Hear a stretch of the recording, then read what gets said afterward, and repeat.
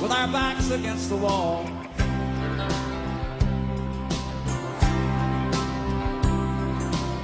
Were we better men than we'd ever been before? Hi, welcome to another program in our series, Connecting Racism with Empire with Survival, because empire depends upon racism, and it's empire that is threatening, very seriously threatening our survival.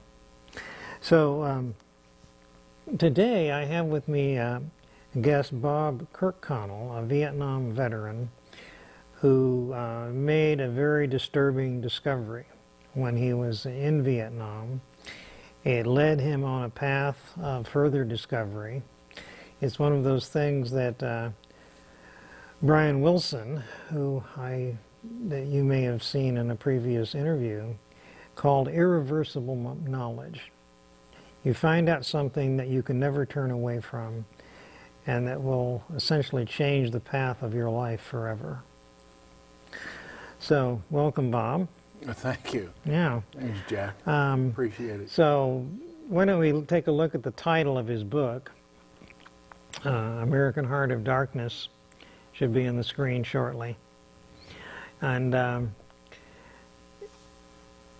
this Heart of Darkness you discovered as you were in the Air Force. You were an Air Force staff sergeant in Vietnam.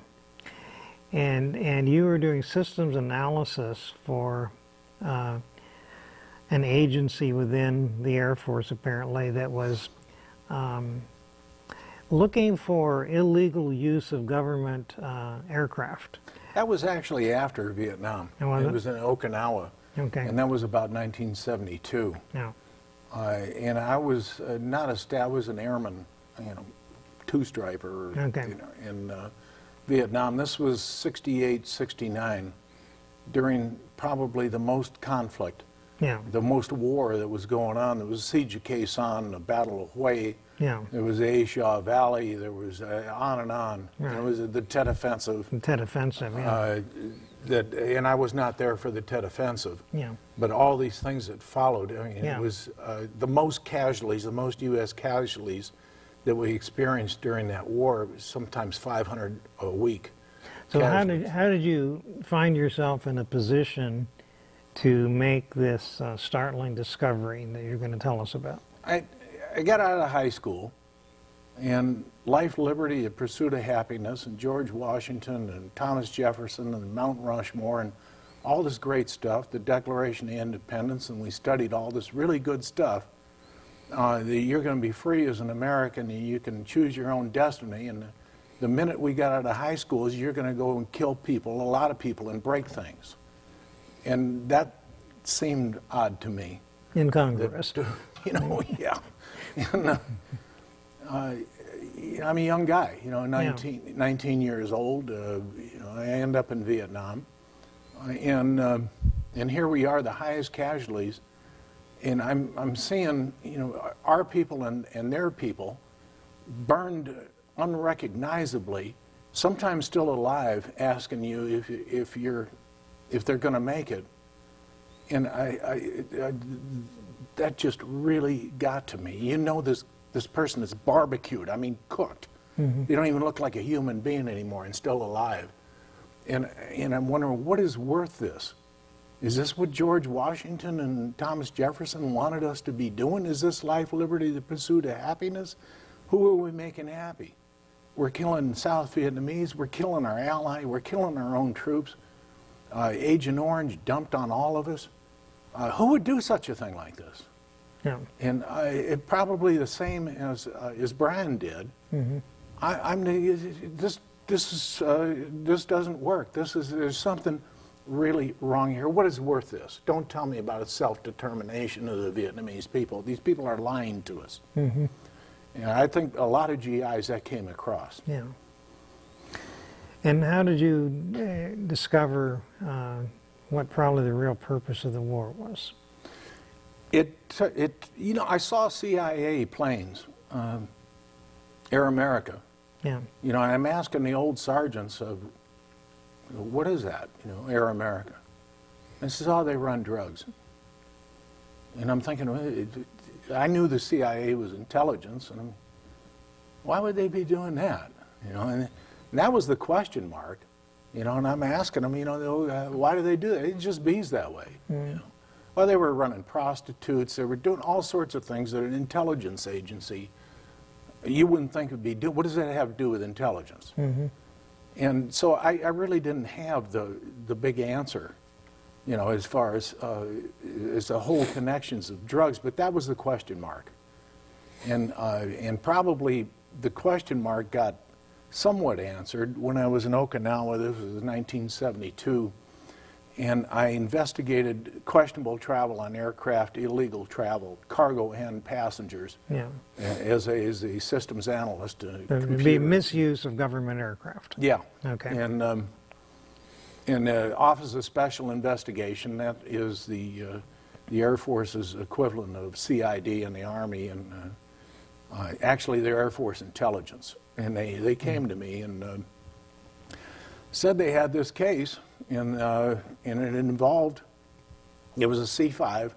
The plane was downed on Okinawa. It broke, and it had all these caskets in it. Transfer cases is what the Air Force called them. They're aluminum things. They don't look like a casket, but that's what they are. And that there were bodies in there that were stuffed with heroin. And they wanted to know the orders, travel documents, transportation control documents, funding, where all this, who was paying for it, who was doing it. And so you know, I ran inquiries through computers in those days that, you know, a lot bigger than your cell phone. Your cell phone probably do something now, but we thought, you know, we were wizards or something because we had this computer. Early iterations of the computer. Yeah. And I ran all these things, and we came up with names, we came up with documents, and we came up with who was paying for it. You know, I'm looking at these orders, and I come to find out, even one guy that we caught later on, and this was in the States, it was a Army sergeant who they could not court-martial, who was a courier for these bodies that had heroin in them. Couldn't court-martial him because he wasn't in the Army. And and this guy, salute just as you cut your hand on the crease of his pants, his orders. He was in uniform. Yes, he was in uniform, he had orders, he had an ID card, and this was not amateurs that had come up with this stuff. The funding sites, you have to know what you're doing, put all those numbers in there and all of that. This is a professional job. Yeah. I couldn't even tell that they were bogus. So it had to be using government information. Yeah, and it had to government be insiders, and it had to be somebody that knew logistics, Air Force logistics, military logistics extremely well, an absolute pro that did that. The ID card, come to find out, wasn't even a forgery. It had been taken out of a series of ID cards, stolen, and this guy's picture on there. So it wasn't that you couldn't tell, it wasn't counterfeit. It was a real ID card. It was just represented somebody that was not in the military. Somebody who maybe was dead. Well, I found out later on, the guy's name that was on there was actually his name, Thomas Edward Sutherland. And he's still around. And he's had... Well, I'm glad you outed him right now. Yeah, he might not appreciate it. Now, where were these planes headed? It was grounded in Okinawa inadvertently. Where were they headed? I believe they were headed for Travis, but I'm not sure that was... Travis Air Force Base in California. Yes. Yeah. I don't believe that was the final destination. Each one of them might have been headed somewhere else. Why don't we see that map right now? Yeah. Because I think you have made the case that the Vietnam War was not only Vietnam. So for maybe some of the younger people who aren't familiar with all the geography here, Vietnam is on the far right-hand side of that peninsula. I think it's in orange there. Yeah. And our darker orange. And as we see, it borders China, and that's a very important connection Yes. to this day. And then you see you have Thailand, a very large yellow area on the left, and it comes all the way halfway down the Malaysian peninsula. Right. And then up on the left, you have that bluish green, that's Burma, where there was a great deal of opium grown. Oh, yes. Yes. And then down below, you see that string of islands that are in orange, all darker orange.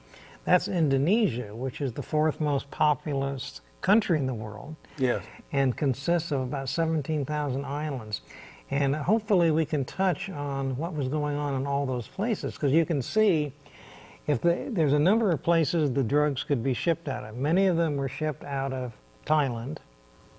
And you see Thailand has a very, very long coastline on both sides. You can see the Philippines there. Yeah. They could have been shipped through Manila. They could have been shipped to Honolulu, which is off screen over there on the right. Yeah. Or maybe they could have even flown directly over to California, such as Travis Air Force Base.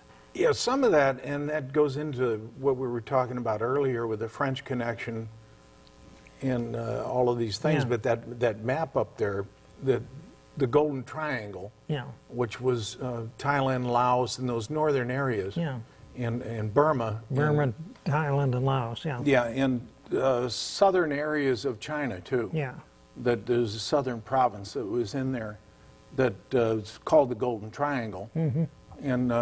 And when you have opium, it'll only grow in a certain environment. It has to have alkaline soil, lime base, and over 3,000 feet, and it has to be a temperate climate, and this is ideal for that. It'll only grow in a few places in the world and Yeah. grow well. You know, there's some areas of South America where it does okay too. In yeah. the Now Peruvian mountains. Afghanistan produces 95% of the world's. Yeah, yeah. So it moved from the Golden Triangle to the Golden Crescent, which, yeah. Yeah, and this is all that same mountain range Yeah. that goes into Turkey, and Turkey was growing it for a while. Yeah. And that, you control that, and that is a real power, and it explains a lot of things that happened in the past, and like we were talking about earlier, that war nationalist against the Chinese communists. Yeah. And when you turn on, it used to be, when you turn on late night, you know, you see these flying tigers, and they had the tiger teeth and the, Yeah. you know, in the eye and all that. Well, let's go through this a little more slowly, because this is Okay. really important history. Yeah. All right. Okay. So first you discover that these drugs are being run by the CIA, that's Air America, Yeah. a CIA-owned commercial air transport company, Yeah. owned by the CIA, and they are flying these drugs smuggled inside the bodies of dead GIs. Right. And it's obviously a very professional operation that could only be taking place with the at least the complicity of the United States government. It had to be. You had to be. You're flying to an you Air know, Force base, you know, and flying. You yeah, know, who goes into a mortuary yeah, and guts people and stuffs them with heroin and tells the mortuary director, "Oh yeah, we're the mafia, Yeah. you know, and we want to do some bodies in heroin." "Oh yeah, go ahead."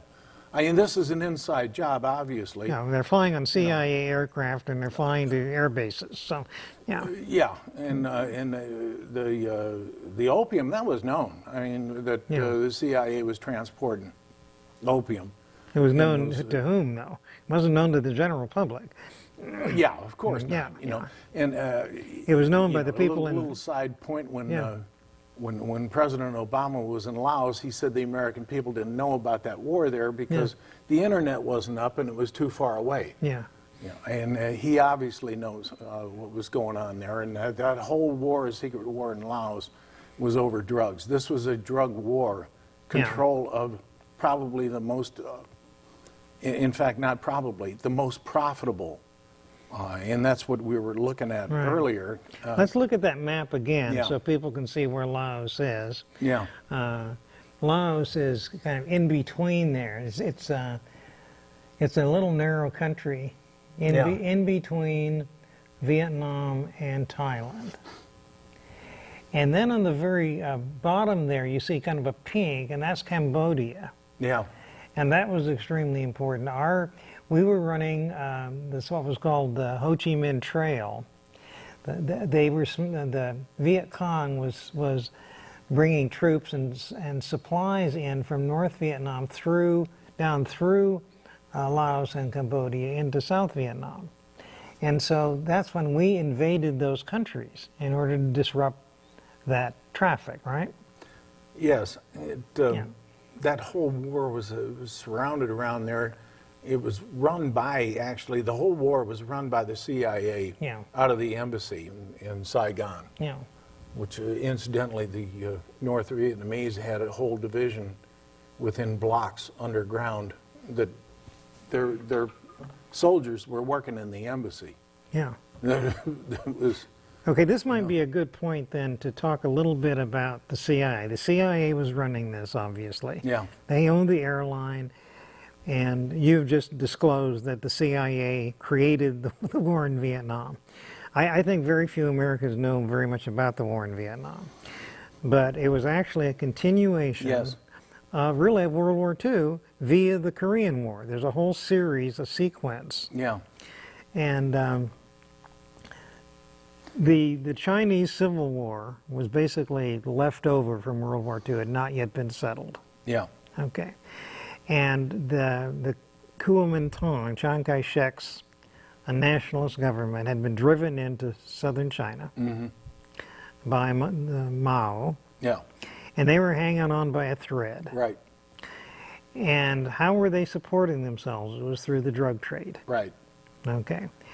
And they had, and now let's talk about the Flying Tigers, Yes. as you brought up earlier. The Flying Tigers were pretty famous in the time. There was a U.S. Squadron, or I don't know what the unit is, probably bigger than a single squadron, but it was an air division probably.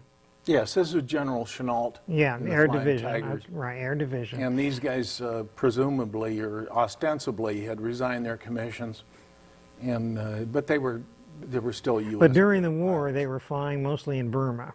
Yes, in the southern China, Yeah, and you know they were all around in there. right. And they were And, called the Flying Tigers because they had mouths on the front of their plane with teeth, you know? Right. Yeah, and I think they were striped and so forth, right?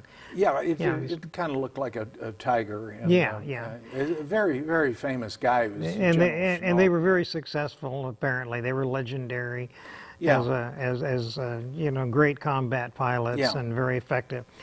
And so, but General Chenault was the commanding officer of this air division, Right. and they actually had their own supply planes. Yes. Yeah, it was Civil Air Transport. Yeah, At the time, it was the largest airline in the world. And they were, ostensibly, they were flying in parts for the Flying Tigers and supplies and yeah. things of that nature. Really what they were doing, they were flying weapons into the Kuomintang, and Yeah. and they were flying opium. They were flying their opium, these mountain people that are Yeah. harvesting and all that. They're flying their opium to market. And this is what the... So they're flying weapons in and opium out. Yes, Yeah. yes. And that was after all that settled down or whatever it did, General Chenault wanted to unload that airline because it was not profitable anymore. He sold it to the CIA. Okay, let's go and it through this a became little Air more slowly. America. A little more slowly now. Okay, Okay, so the Kuomintang are finally defeated, and they move over to Taiwan. They move the nationalist government yeah, to. except for a couple of divisions that stayed in Southeast Asia. Okay, And yeah, yeah, but basically the nationalist government skedaddled and Yes, went over yeah. to Taiwan, where they Yeah. still are, and Madame Chenault and all this that later on, Yeah. okay, go ahead. so meanwhile the French are trying to reestablish their colony in Indochina. That Yeah. whole area was called Indochina originally. Yes. Vietnam, Cambodia, the whole Yeah, Thailand. French French Indochina. When we were Indochina. in school, that's what it was on the It map. was all yeah. Indochina. And the French were trying to reestablish their colony there. Right. And Ho Chi Minh happened to have been a war hero. He held off the Japanese, fought the Japanese, and then he was fighting the French Right. to keep the French from reestablishing their colony. The Americans were there helping the French. And this was after World War II, all the way up to 1954. And in 1954, the Vietnamese, led by Ho Chi Minh, defeated the French at the Battle of Dien Bien Phu. And the French said, okay, we're out of here. And there was a peace treaty signed, I think it was at Paris or... Yeah, I think it was 1954. Geneva, or, yeah. Yeah, in Paris. Yeah, Paris. Anyway, yeah. and provision Paris of the, Peace Conference, Paris, I think was. okay. I'm not sure Yeah. I got it exactly Well, it was right, but it's close. it was somewhere in France because Yeah, they were the yeah. they were the colonists. Yeah.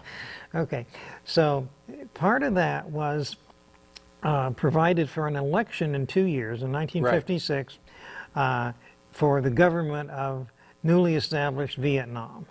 Right.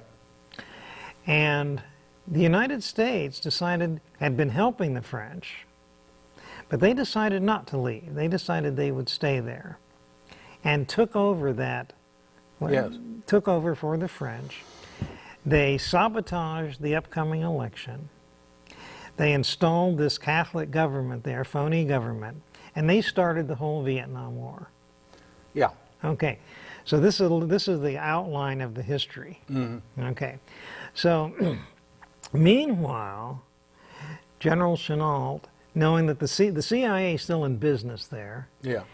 and he sells that airline to the CIA, Right. and it becomes Air America, and Air America takes over that same drug running operation that they were previously involved in. Yes. And the French were funding a lot of that war because the French people were really sick of paying for it You with drugs.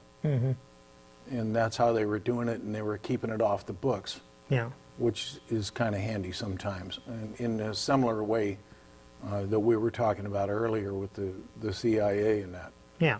Okay, let's go back to that now. Okay. There's a parallel thread to this, All right. which is the CIA. Yeah. So the CIA evolved out of the OSS, Office of Strategic Services, Yes. during World War II. And it was, I think it was Truman established the CIA. And it's very interesting, it's called the Central Intelligence Agency. Yeah. This was the National Security Act 1947. Okay, yeah. That National Security Council and the whole structure of a secret government, actually, because they operate with impunity. Nobody can tell them That's to what do. it became. Okay. Well, that's how it was structured in 1947. It was structured, though, as an intelligence agency Yes. to gather intelligence.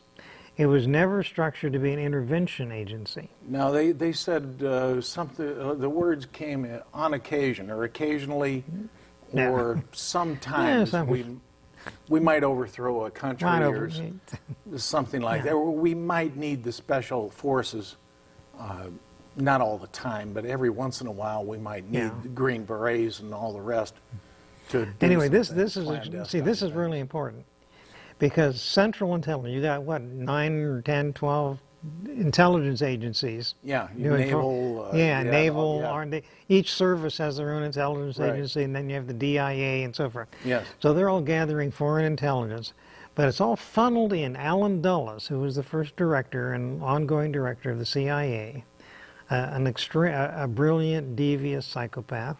Yes. He arranged for all this intelligence to all be funneled into one central channel called the Central Intelligence Yes. Agency. And then he would decide who got that intelligence. Right. And that enabled him to basically control the whole government, Yes. including the office of the presidency. Yes. Yes. The Department of Defense. Everybody got what he decided they would get. And and then he also established the intervention branch, basically, if you can call it that, the intervention function of the CIA. And that was basically not ever authorized, except maybe obliquely or Yeah, by- and yeah. sometimes it's referred to as clandestine activities or actions, clandestine Right. actions. And so